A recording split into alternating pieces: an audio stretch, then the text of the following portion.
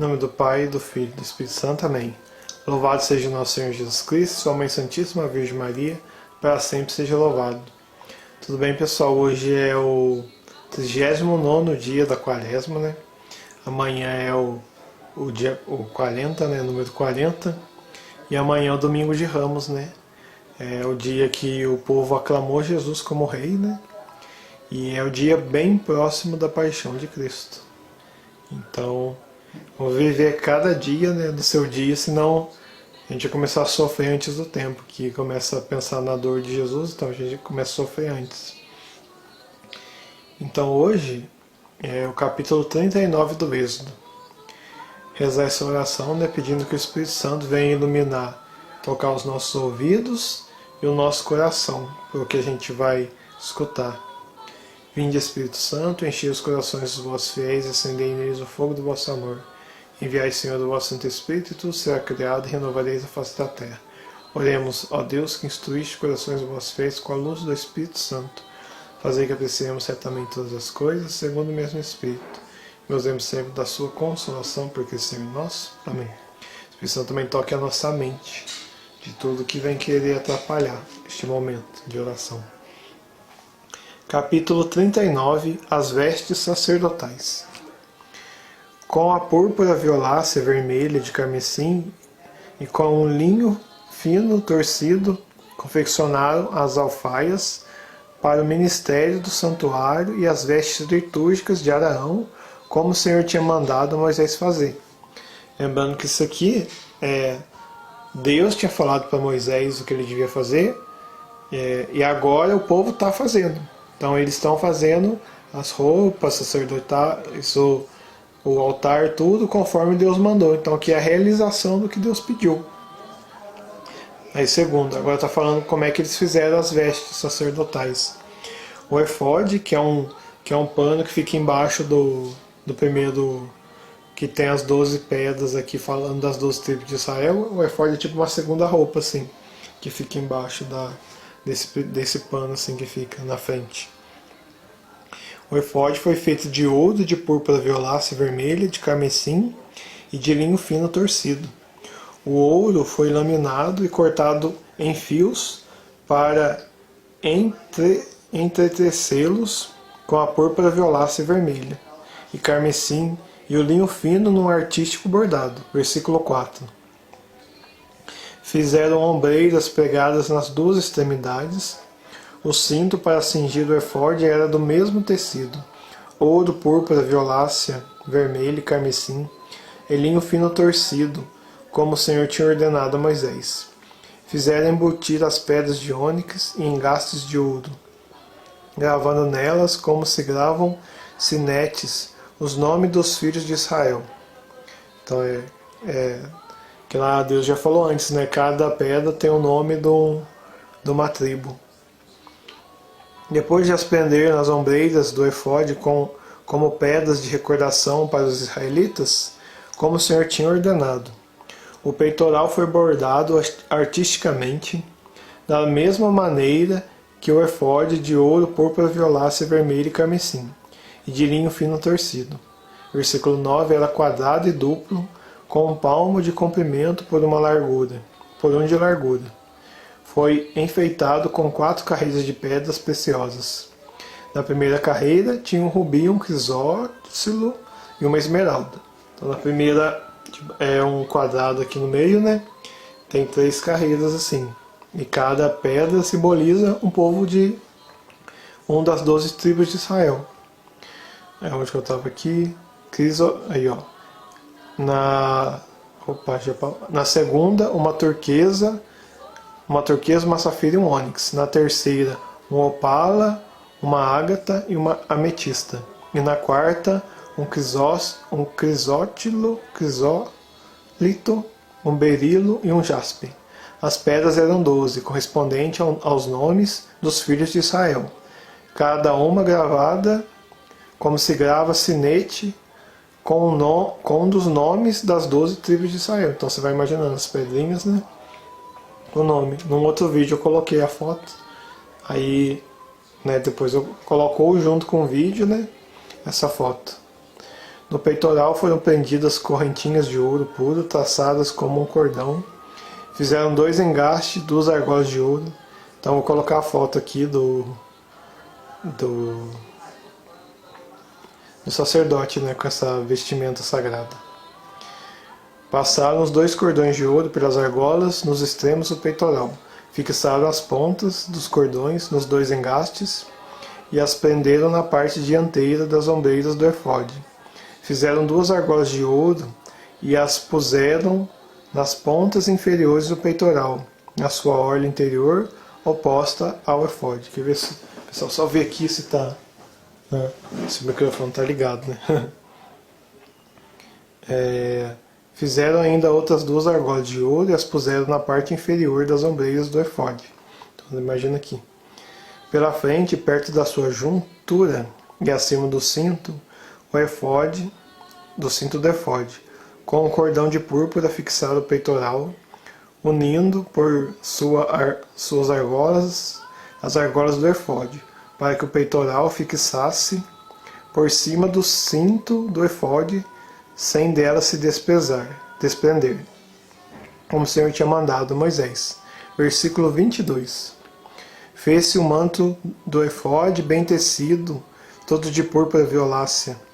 O manto tinha no meio uma abertura com barra em volta, semelhante à orla do colete que não se rasga. Puseram na orla inferior romãs de púrpura violácea, vermelho e carmesim, e campainhas de ouro puro, pondo-as entre as romãs ao longo da borda inferior da veste. Havia sucessivamente uma campainha e uma romã em volta de toda a borda do manto, para usar nas funções, conforme o Senhor tinha mandado a Moisés. Versículo 27. Fizeram para Arão e seus filhos túnicas de linho fino, a mitra e os adornos dos turbantes de linho fino, os calções de linho fino torcido e o cinto de linho fino torcido, púrpura violácea, vermelho e carmesim, artisticamente bordados, conforme o Senhor tinha mandado a Moisés. Fizeram uma lâmina, o diadema sagrado de ouro puro, e gravaram como um sinete consagrado ao Senhor, e ataram-na com um cordão de púrpura por cima da mitra é o aqui da cabeça, conforme o Senhor tinha mandado a Moisés. Palavra do Senhor, graças a Deus. Então hoje, amigos de oração em Jesus Cristo, da Virgem Maria, a gente vê que tudo conforme Deus pediu está sendo feito. Então isso é uma coisa muito bom de ver, né? Que Deus pediu e o povo colocou em prática e fez. Então isso aqui é a construção do templo, das roupas sagradas, conforme que Deus mandou. Então, não é o templo de Salomão grandão, né? Mas é o lugar que Deus mandou a Arca da Aliança para que o povo rezasse e escutasse a voz dele. Então aqui Deus está, não é meio, né? Deus está dando, primeiro ele organizou o povo, agora ele está educando o povo, né? Quando teve as 12 tribos, né? Ele escolheu o povo em Abraão, separou o povo dele. Agora, em Moisés, ele deu a lei, de qual o povo de Deus deve andar segundo essa lei, e agora está ensinando os ritos, né? Como o povo pode se comunicar com Deus, se adorar o verdadeiro Deus. Então, assim, não é que está nascendo a religião, mas Deus está mostrando como se tem contato com Ele. E religião quer dizer isso, religar a Deus. Então, a religião, né, é religar ao verdadeiro Deus. Quando as pessoas falam, a religião não salva, né? Então, tá um pouquinho equivocados, né? Porque a religião é falar com Deus. Então, é quando você fala com Deus que Deus te salva. Então, nesse sentido, a religião é necessária para que a gente seja salvo, porque religião é falar com Deus, né? Então, como é que a gente fala com Deus? Conforme o que Deus pediu que fizéssemos para falar com Ele, porque é Deus, né? Então, existem muitas religiões, mas existe só um único Deus. Então, de todas as religiões que existem, só um dessas todas é o verdadeiro Deus, né? Porque se existissem dois, um não era Deus, porque Deus ele é único, né? Então, falando dessa parte, né? Amanhã é o domingo de Ramos, é o dia que aclamamos Jesus Cristo, nosso Senhor, mas é um dia lembrando depois que o mesmo povo que clamou Jesus Cristo, Rei dos Judeus, foi o povo que disse crucificam. E isso é mais triste ainda, porque é o que a gente faz, né? A gente chama Jesus de Senhor, passa um tempinho, né? A gente gospe na cara dele quando a gente comete pecados. Mas sabe o que é mais grato da gente ainda? Porque mesmo a gente cuspindo no rosto, Jesus ainda nos perdoa. Por quê? Porque o amor dele não é igual ao nosso. O amor dele é sem fim. O amor de Deus é sem fim. Ele não acaba. Então Deus prefere nos perdoar do que nos perder. Por isso que Jesus chegou ao extremo da cruz. O extremo de dar a vida. O extremo de perder sua própria vida, né? Ou perder melhor não, né? Ele a entregou. Não foi as pessoas que mataram, que pegaram Jesus à força, não. Ele a deu. Ele deu a sua vida por nós. Então, isso é o amor incondicional de Deus.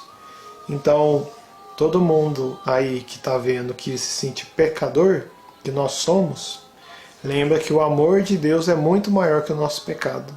E só Deus que pode perdoar os nossos pecados.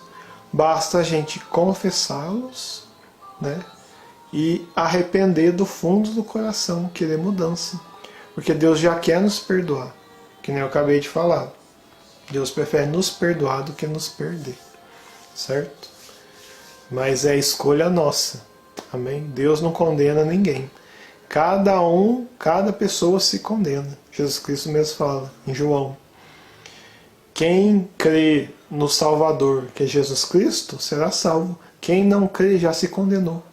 Porque quem pode salvar-se a si mesmo? Ninguém. Então quem não crê em Jesus Cristo já está condenado. Porque não tem um Salvador para salvá-lo. Então é nós que nos condenamos porque quando nós não queremos o Salvador, que é Jesus Cristo. Amém? Então, busque o Salvador. Né? Busque essa mudança de vida e, né, a gente sabe que Jesus Cristo deixou os sacramentos, ele deu essa graça aos discípulos dele, aos 12 apóstolos, que rezando passaram aos outros sacerdotes no futuro, que hoje a gente vê eles como os padres, né? Dessa sucessão de graças desde Pedro até hoje, que é o Papa Francisco. Então, o perdão que Jesus Cristo deu aos seus discípulos está na Igreja Católica. Então, se você quer ser perdoado dos seus pecados, você confesse a um padre ordenado na Igreja Católica. Amém? Porque é o perdão de Deus que ele ministra. Ele não perdoa na pessoa dele, que é pecador também. Que os padres se confessam também. Eles vão ao outro sacerdote e contam seus pecados. E o outro sacerdote ministra o perdão de Jesus até eles. Então, confesse-se, né? Mas a confissão é depois que a gente se arrepende. E arrependimento é, eu não quero fazer aquilo que eu fiz, nunca mais. Então isso é arrependimento e mudança de vida. Amém? Então, diante dessa reflexão, entregamos tudo à intercessão da Virgem Maria, que ela leve o seu Filho Jesus para que as nossas orações sejam ouvidas, né? Mais certamente ouvidas, né? Do que pelas nossas falhas, pelas nossas orações de amor próprio e pecados mesmo, né? Venham impedir que Deus age em nós, né? Não que o pecado é mais forte que Deus, mas o pecado é uma barreira, né? Deus diz no Salmo, né? Não é Deus que é incapaz de curar e de salvar, mas são os seus pecados que colocam uma barreira entre Deus. E o pecado só permanece em quem não quer se arrepender. Então nós pedimos a graça do perdão, Senhor, e do arrependimento. Vinde Espírito Santo, vinde por meio da poderosa intercessão do Imaculado Coração de Maria, vossa amadíssima esposa. Amém. Em nome do Pai, e do Filho, e do Espírito Santo. Amém. Louvado seja o nosso Senhor Jesus Cristo, sua Mãe Santíssima Virgem Maria, para sempre sejam louvados. Deus abençoe.